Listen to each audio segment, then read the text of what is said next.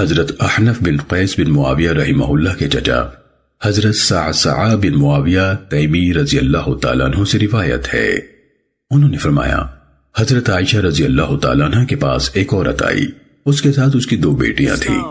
ام المومنین رضی اللہ تعالیٰ عنہ نے اسے 3 کھجوریں دی، اس وقت وہی میسر تھی۔ اس نے دونوں بیٹیوں کو ایک ایک کھجور دی، پھر بچی ہوئی تیسری کھجور کے بھی 2 ٹکڑے کر کے ان بچیوں کو دے دی۔ بعد میں نبی صلی اللہ علیہ وسلم تشریف لائے تو ام المومنین رضی اللہ تعالیٰ عنہ نے یہ واقعہ عرض کیا۔ رسول اللہ صلی اللہ علیہ وسلم نے فرمایا تعجب کیوں کرتی ہو، وہ عورت اس عمل کی وجہ سے جنت میں داخل ہو گئی ہے۔ سننے ابن ماجہ حدیث نمبر 3668۔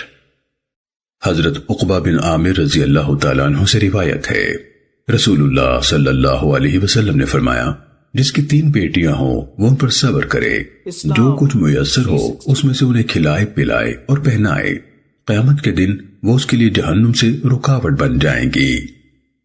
سننے ابن ماجہ حدیث نمبر 3669۔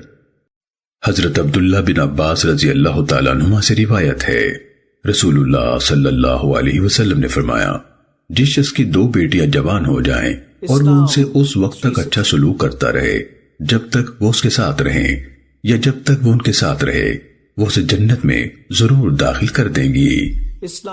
سننے ابن ماجہ حدیث نمبر 3670۔